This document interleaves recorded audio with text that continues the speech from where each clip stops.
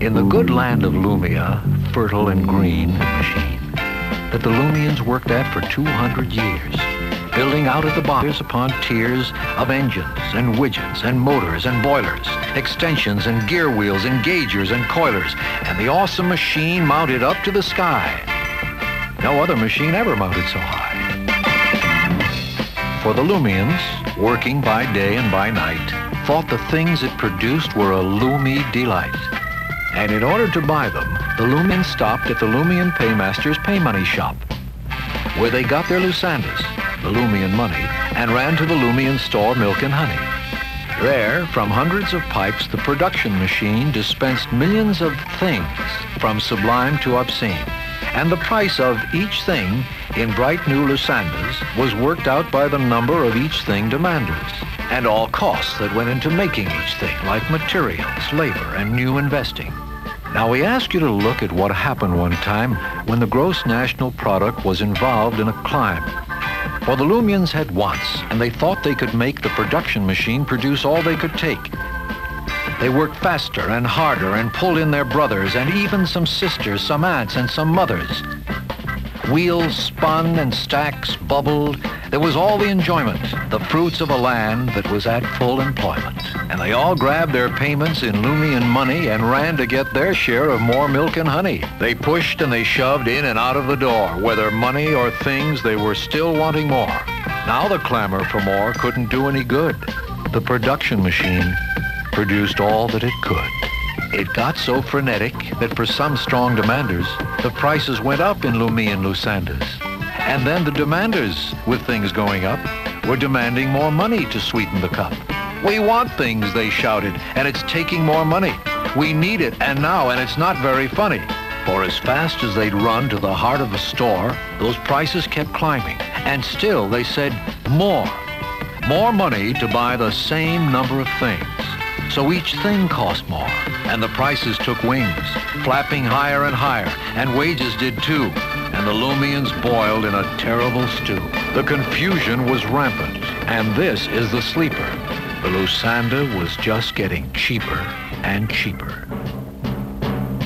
And this stupid and reckless and wrong situation that can change and distort the whole shape of a nation is the thing that economists call an inflation.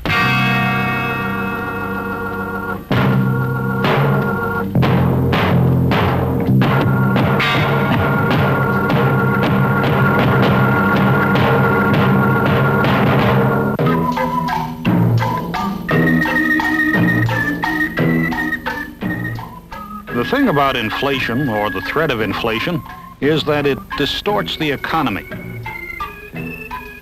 It doesn't necessarily mean a loss in product and income as a whole. It's a sad truth that for every loser, there's a winner. A winner every game and a prize every time we go. One economist said, inflation divides the people into sharpies and suckers. There's a premium on beating the game. Borrowers can pay back debts in cheapening dollars. Lenders try to protect themselves by raising interest rates, or they stop lending. School bonds, state and municipal bonds, even at high interest rates, soon find no takers. Money shrinks too fast. Savers become frustrated because they end up with less money in constant dollars than they put in. Old people and pensioners on fixed incomes take a licking. Their dollars buy less and less. With prices going up, imports from non-inflating countries pour into the market. Money to pay for them goes out of the United States, and the balance of payments can become horrendous. And as if increase of appetite grows by what it feeds on, prices and wages leapfrog each other to stay ahead of the dismal game. Whether you beat it or not, it makes almost everyone feel that he's being shortchanged, even cheated. It's disturbing, disruptive, divisive. If and when the brakes are applied, prices and wages may be stubborn and inflexible, still climbing, even while a slowdown can multiply itself and spread recession like a brush fire, from tight money to investment contraction. to unemployment with its vast quashing of demand and the penalties of social unrest and waste of resources. For a long time, alternating prosperity and recession were accepted as a way of life. That was called the business cycle. To halt it became the great cause of post-World War II economics. The Council of Economic Advisors was formed, and economists moved from class and consulting room up close to the centers of power. The tools were taxes, expenditures, money. Let's go back to Lumia for a moment. Now, actually, the Lumian people themselves are not the last of the big spenders. Their government, too, is a consumer on a large scale. Its purchasing agents buy defense material, office supplies, air traffic centers, all the things a government should supply. Its total spending is about 30% of the gross national product. Since the government is such a big spender, what and how it spends, meaning what its budget is, has an enormous effect on the economy. To pay its bills, the government collects taxes, taking a share of the Lusandas before they can get to the marketplace. Now, if the government taxes more than it spends, the result is a surplus. Since it is taking this money out of the income stream, spending fewer Lusandas than it's removing, there is less overall demand for things from the production machine, and production slows down. On the other hand, if the government's taxes are less than the budget, it is putting in more than it's taking out, thus raising demand and stimulating the economy. The government realized that it had a great device here for smoothing out the ups and downs of the business cycle, a budget policy that had automatic stabilizers built in. It works like this. You set the federal budget in a way that would give a moderate surplus if and when the economy is at high employment, really humming. Now look what happens. If the economy overheats, under a progressive tax system, many more tax dollars are being taken out of the income stream. This tends to cut down on total demand and cool things off a bit, like a safety valve. On the other hand, if things slow down too much, people will be making less money and the government will get less taxes. But in this case, the government is spending more than it takes out, spending at a deficit, which tends to push total demand up, thus stimulating the economy and avoiding a recession. Now that is how the use of taxes in the budget, which is to say fiscal policy, can be designed by government to stabilize the whole system. Those stabilizers are automatic, but they're not always enough. An automatic pilot does not take a plane through a storm or handle heavy traffic or emergencies. Tax rates and budgets can be and are changed to suit the situation. That sometimes becomes a political problem. Another way to guide a complicated economy is to manage the availability of money. Money is more than meets the eye. It is the cash in circulation, of course. It's also the amount of demand deposits in the banks, in checking accounts, sometimes even savings and bonds. It is whatever can be spent.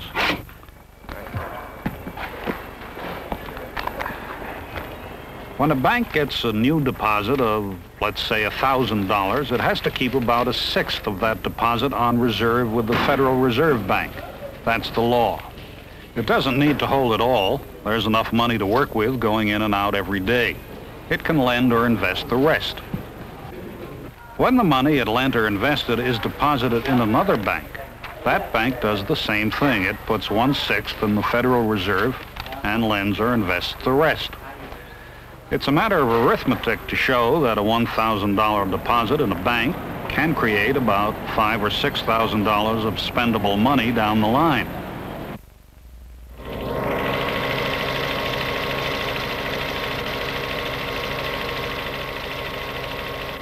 Now the Fed, the Federal Reserve, watching reserve accounts and transactions on the computer, also looks at the whole economic picture. 77? It can control the money supply mostly by open market operations.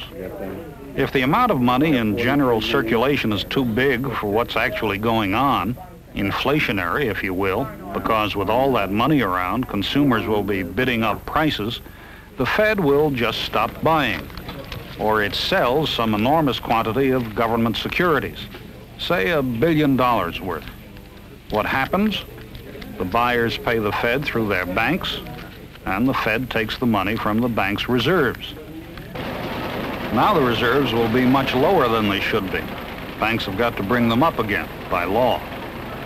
To do that, those banks now call in loans and sell bonds and securities they hold. Large sums are exchanged by teletype and order.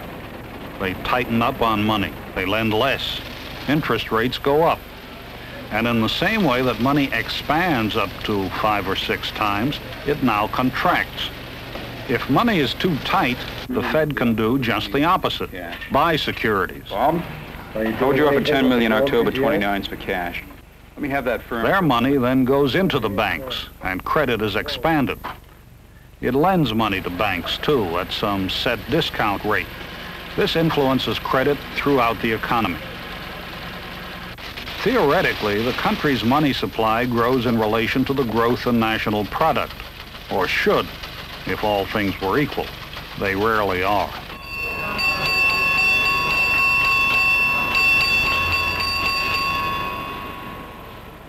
To a certain extent, the function of economics and government until the 60s was firefighting. An inflationary blaze at Constitution and 21st, raise taxes, balance the budget. A little recession at 34th and 5th, spend on public works, lower tax collection. After a fashion, it worked. 4 recessions between World War II and 1960 did not destroy the country, nor did the periods of prosperity get out of hand. But at the beginning of the 60s, our production machine was growing at a rate far less than our potential. And unemployment in 1961 was close to 7%. The chairman of the Council of Economic Advisors was Walter Heller.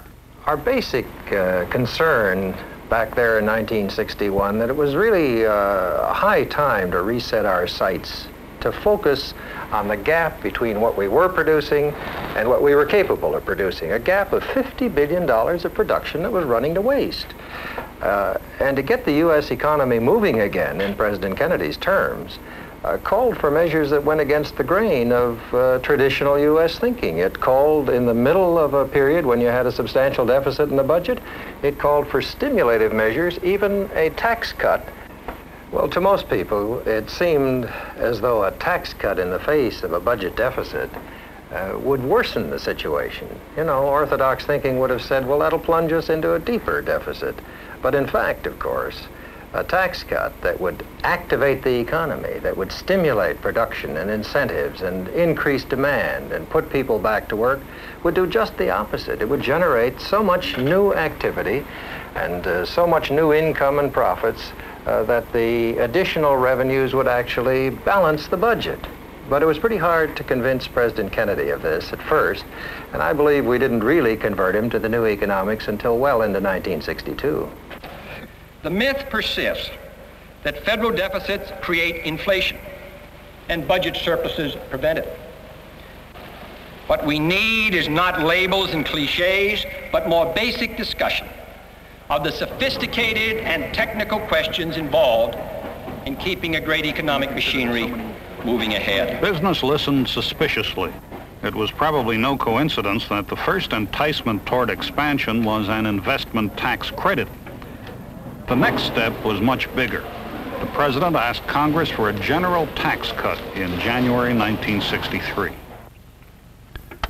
But the tax machinery on Capitol Hill grinds slowly, carefully, and dubiously. This one didn't come until 1964.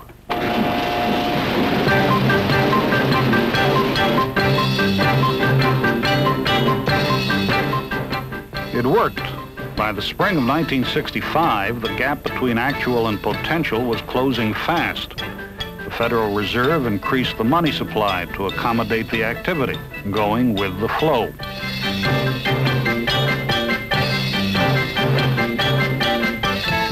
Even with the tax cut, the expansion brought in high revenues, and the federal budget went into surplus in the first half of '65.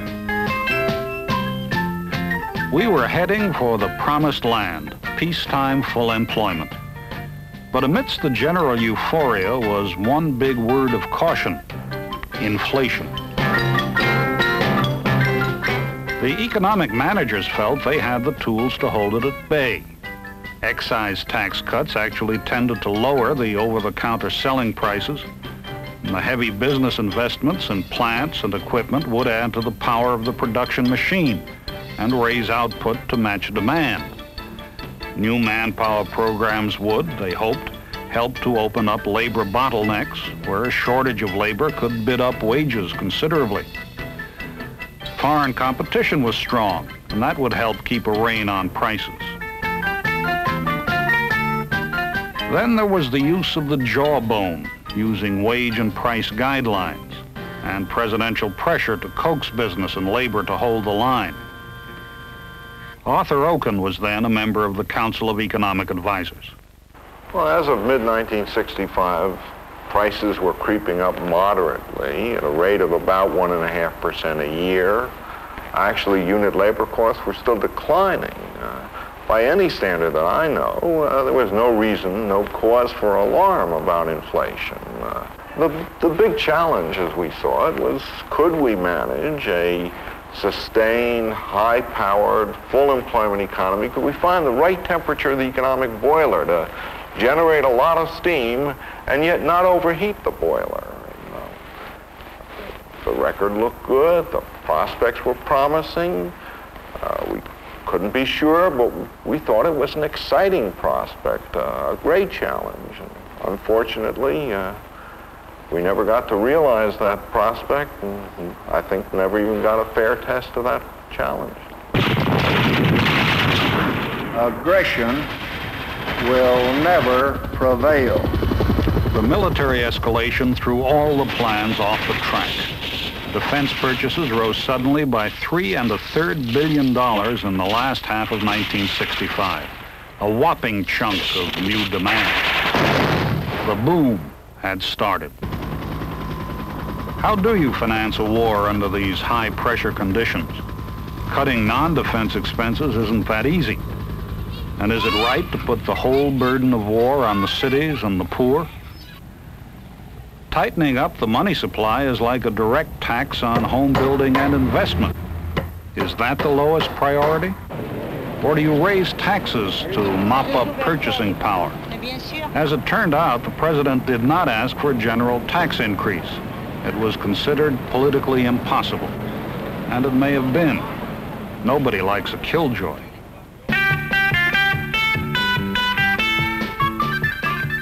To make matters worse, military outlays for 1967 were underestimated by a looming $10 billion.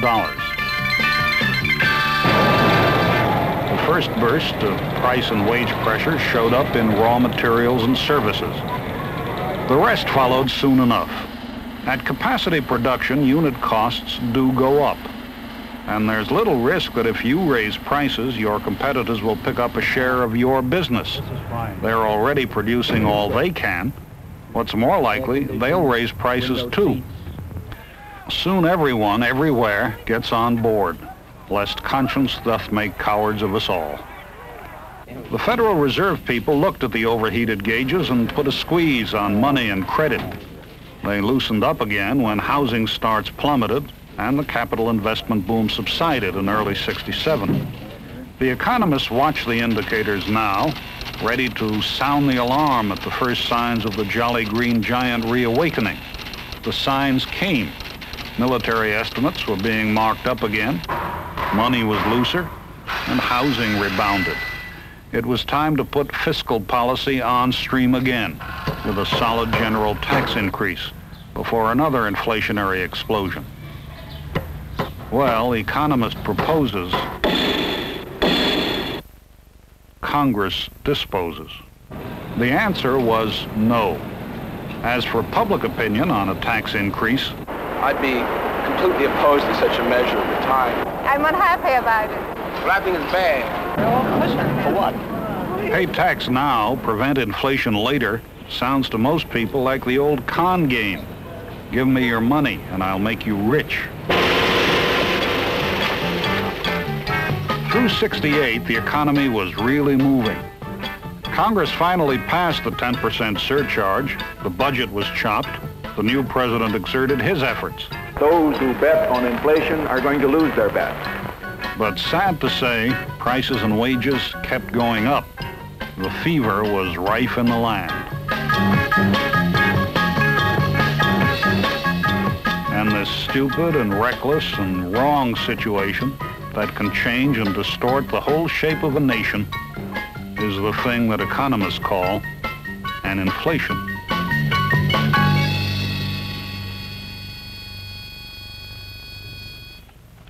To discuss some of the issues raised by expansionist tactics, inflation, and the risks of remedy, the Committee for Economic Development assembled a panel of eminent economists. Paul Volcker, Undersecretary of the Treasury for Monetary Affairs under President Nixon; Arthur Okun, Chairman of the Council of Economic Advisors under President Johnson; Henry Wallach, a member of President Eisenhower's Council of Economic Advisors; and Frank Schiff, Chief Economist with CED. These are excerpts.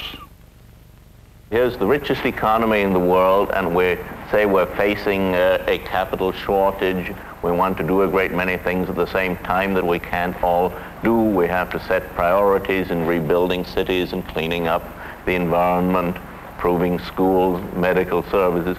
All these great demands that we're beginning to realize are pushing toward more expenditure.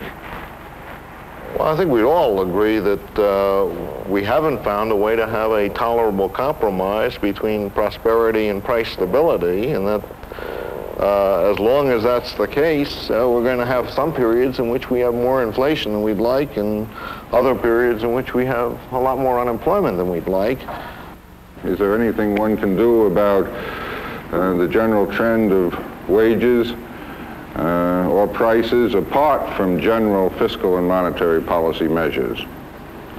I think there's pretty clear evidence on one thing that people shouldn't do, and that's lift the lid in a moment when one's trying to fight inflation. I think the U.S. experience suggests that we have paid a significant price for declaring open season, as it were, on wage and price decisions by the private sector. You know, on the face of it, it's really incredible that we've had a tide of protectionism on foreign trade policy developing at the very time that we're in this acute battle to get rid of inflation without taking a serious recession and depression in the process. Very understandably why that should happen. The inflation raises prices, raises costs, and so producers become more vulnerable to foreign competition. They go and ask for protection. This is one of the prices you have to pay if you tolerate inflation. But nonetheless, all the more the consumer has been protected by foreign competition just for that very reason in recent years. And we don't have anybody who comes down to Washington to lobby for the health of the overall economy. There is no, the overall economy is just too big to generate a powerful legislative force in its behalf. There are all groups with very special interests that have enough of a clear interest in particular policies to really press for them, and yet the general interest, which is widely shared by the overwhelming millions of American consumers, just never seems to get enough expression in the legislative process. We know that in the Congress there's a big gap, for example, between the people who make decisions about expenditures, the ones who make those about look at revenues. There hasn't been very much coordination, I think. Some of the things that would make a tremendous difference if you could get a much quicker action in the Congress and much quicker action in many ways in the executive branch. Is there anything that can be done by businessmen, labor groups, the public generally, that can really help in this fight against inflation? Do you see anything in this area that could also be done? I think the actions at the labor and business and consumers can take as citizens in recognizing the importance of prosperity with price stability and being willing to back their congressmen on measures that are essentially unpleasant and supposedly politically poisonous, like raising taxes, like recognizing that sometimes the tax increase is the only way to get insurance against higher interest rates and higher prices and worse public services, like recognizing the fact that we can't have unlimited increases in government spending for programs, no matter how good those programs look, unless we're willing to finance them and unless we're willing to wait for the growth of the economy to make these responsible. I suppose in general, the lesson is that one's private interest doesn't always coincide with the national interest, and we rely primarily on the government to serve the national interest, but it does need the support of an enlightened citizenry. Maybe one sums it up by the old statement, there is no free lunch, and the citizenry has to recognize that. Informed debate must go on, for the big questions remain. So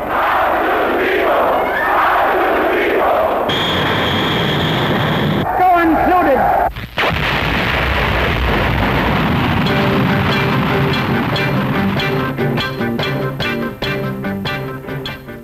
What kind of nation do we want? Which way do we move? How far? And at what cost? Whatever else the issues are, they are also economic. And having to make tough choices is part of the price all of us pay for a free society.